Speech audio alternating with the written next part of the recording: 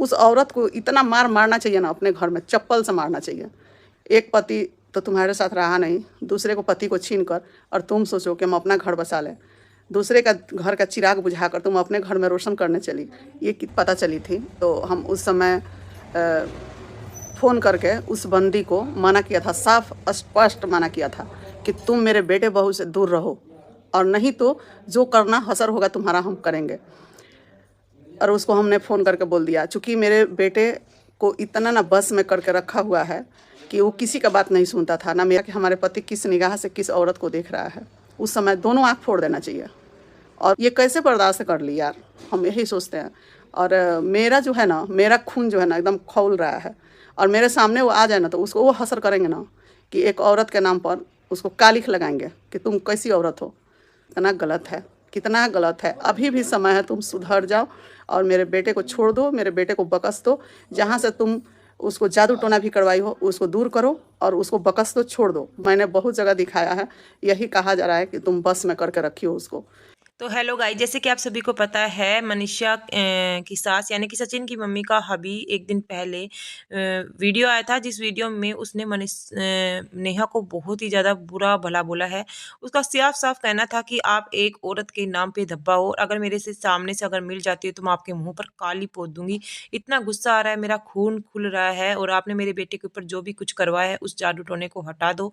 क्योंकि ये बात सचिन ने भी कही थी। पता नहीं उस लड़की ने, उस औरत ने मेरे ऊपर क्या करवा दिया था, जिसकी वजह से मैं उसके वश में होता गया और अपने फैमिली को छोड़कर उनके फैमिली को ज़्यादा अहम देना देता गया।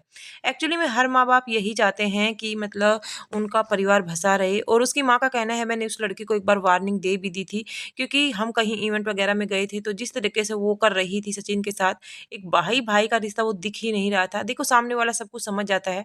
बहुत सारे क्रिएटर्स अभी यही कह रहे हैं कि हमने भी काफ़ी बार समझाने की कोशिश की, जो भी चीज़ें दिखाई दे रही थी वो भाई बहन वाला रिश्ता नहीं दिखाई दे रहा था, एक नेगेटिव दिखाई दे रहा था। कुछ लोगों ने ये भी कहा कि फ्यूचर में जाकर बहुत बड़ी प्रॉब्लम हो सकती है, बट नेहा उस समय पर बिल्कुल भी नहीं मानी थी और वो प्यार में अंधी हो गई थी।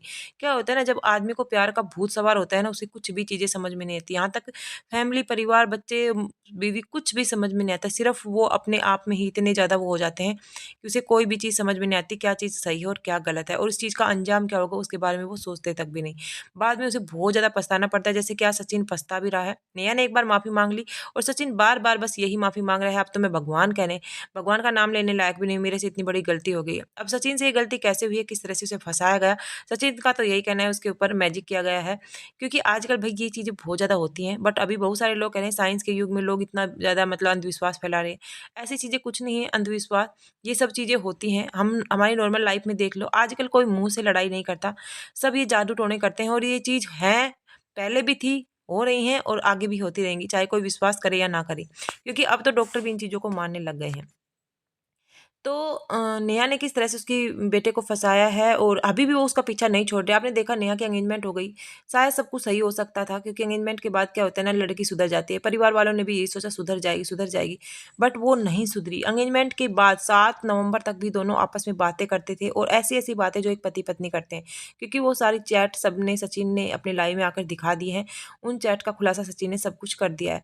बट अभी जो मनीषा है वो भी यही सब कुछ बता रही है, अभी तो तुम्हारी इतनी गंदी-गंदी चैट मेरे पास पड़ी है, ज़्यादा बोल रही हूँ। जब तक मनीषा से वो माफ़ी नहीं माँगेगी, इस तरह से ही वो लोग उनकी मतलब ये सब कुछ चीज़ें दिखाते रहेंगे। तो नेहा को माफ़ी माँग लेनी चाहिए, क्योंकि भई एक लड़की का घर बर्बाद करने की पूरी साजिश रची गई थी।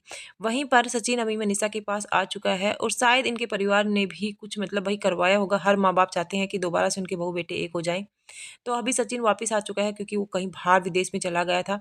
अभी वो मनीषा के पास आ चुका है, क्योंकि कल की लाइव में मनीषा ने कहा था कि अब मेरा हस्बैंड मेरे पास है और अब देखना हम बाहर घूम कर जाएँगे, और दम हो तो रोक कर दिखा देना।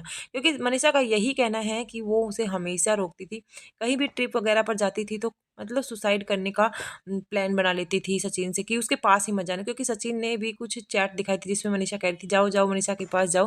क्योंकि सचिन ये कह रहा था कि मैं मनीषा से कॉल करने जा रहा हूँ, तो बस वो इस तरह से बातें करती थी, वो पूरा हक ये जताती थी कि तू मेरा ही है, तू मनीषा का है ही नहीं। तो भई मुझे तो हद तो इस बात की हो गई है, चलो भाई-बहन का रिश्ता देखी जाए, बट कोई लड़की ऐसे कैसे हद जता सकती है किसी आदमी के ऊपर, जिसकी पहले बीवी है और इतनी खूबसूरत प्यार करने वाली बीवी है, और आदमी को ये कहकर जता देती है कि वो तो पागल है, उसको बिल्कुल भी तमीज़ नहीं है। मनीषा जितनी संस्कारी लड़की अगर सच में कोई भी लड़की इतना सहन नहीं कर पाएगी, फाड़ देती, अब पता नहीं क्या कर देती। बट मनीषा बहुत ज़्यादा सहन करके अपने रिश्ते को बचाने की पूरी कोशिश की और 1.5 साल तक ये सब कुछ भुगता है उसने। देखो, एक लड़की ही लड़की का घर उजाड़ देती है और एक लड़की ही लड़की की कंडीशन समझ सकती है। अगर आपके ऊपर ऐसी चीज़ें बीतती हैं तब पता चलता है क्या क्या होता है।